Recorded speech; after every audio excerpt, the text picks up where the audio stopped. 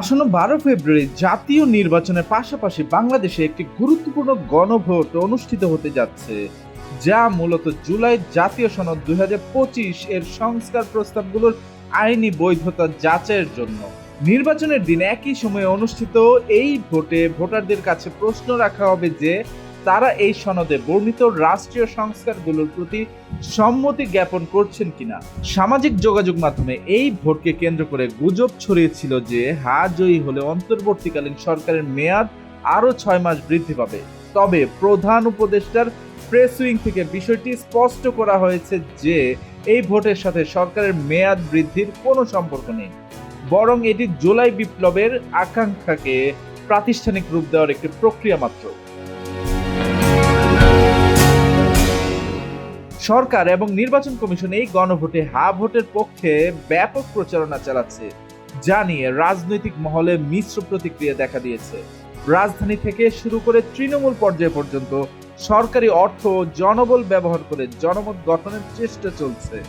প্রধান উপদেষ্টা ডক্টর মোহাম্মদ ইউনূস তার ভাষণে ভোটকে নতুন বাংলাদেশ গড়ার চাবি হিসেবে উল্লেখ করেছেন। তবে অভিযোগ উঠেছে যে অনেক বাণিজ্যিক প্রতিষ্ঠান ও সরকারি কর্মকর্তাদের অনিচ্ছা সত্ত্বেও এই প্রচারণায় অংশ নিতে বাধ্য করা হচ্ছে, যাতে তারা ভবিষ্যতে কোনো রাজনৈতিক রোষানলে না পড়েন। সমালোচকরা প্রশ্ন তুলেছেন যে নির্বাচনের মাঠে আম্পায়ারের ভূমিকায় থাকা সরকার যখন নিজেই এক পক্ষের হয়ে প্রচারণা চালায়, তখন সেই প্রক্রিয়ার নিরপেক্ষতা কতটুকু বজায় থাকে। এই গণভোটের মূল লক্ষ্য হলো বাংলাদেশের শাসন ব্যবস্থায় কিছু আমূল পরিবর্তন আনা, যার মধ্যে রয়েছে প্রধানমন্ত্রীর ক্ষমতার লাগাম টানা এবং এক ব্যক্তি 2 মেয়াদের বেশি প্রধানমন্ত্রী না থাকার বিধান।